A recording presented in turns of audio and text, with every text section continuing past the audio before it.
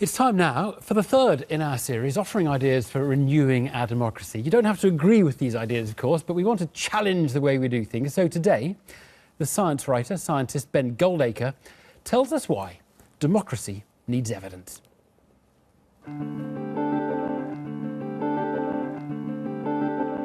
This is the Oxford University Debating Society, where generations of British politicians have cut their teeth in battle.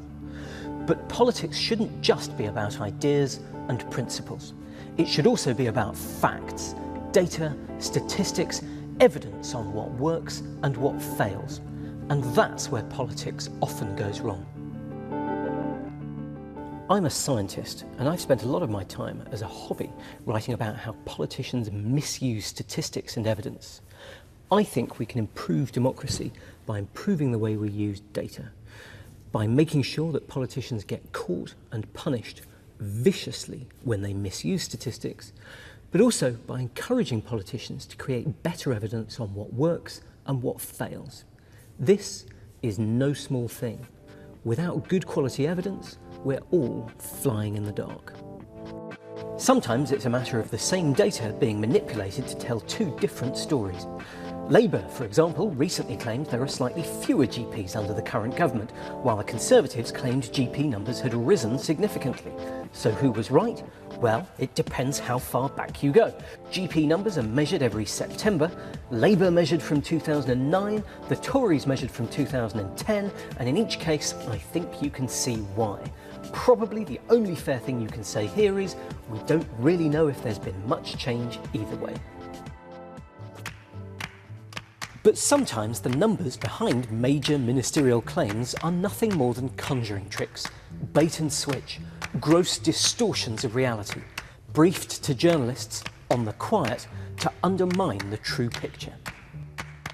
In 2013, Ian Duncan Smith, the Work and Pensions Secretary, claimed that official government statistics showed that the coalition's benefits cap had got 8,000 extra people back into work.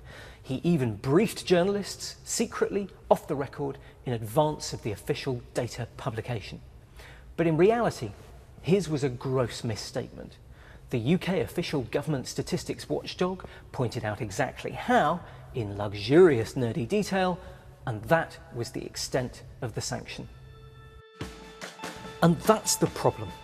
Politicians misuse and manipulate official statistics, and they get away with it.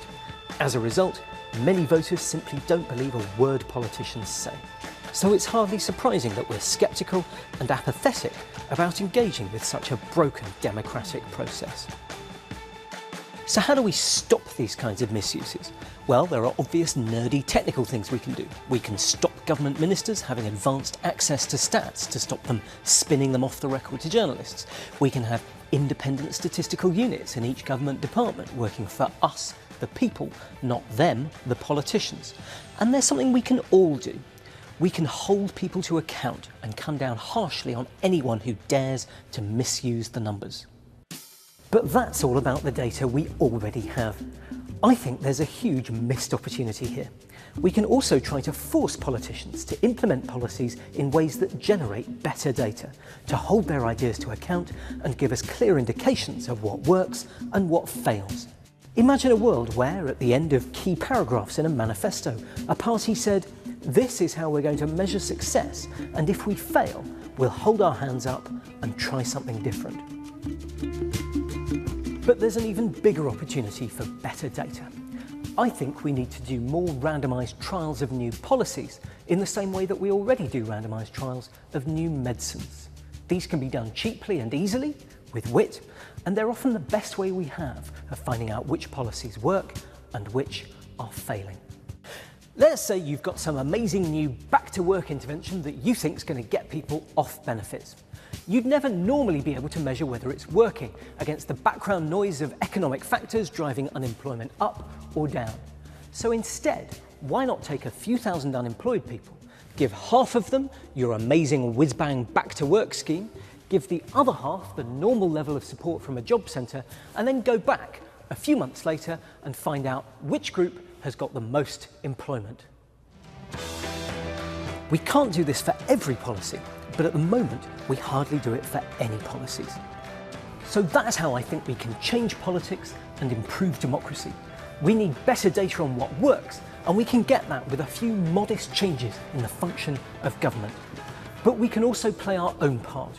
We need to reward politicians who give us better data, and we need to persecute those who dare to use sleight of hand and mislead us. Ben Goldacre will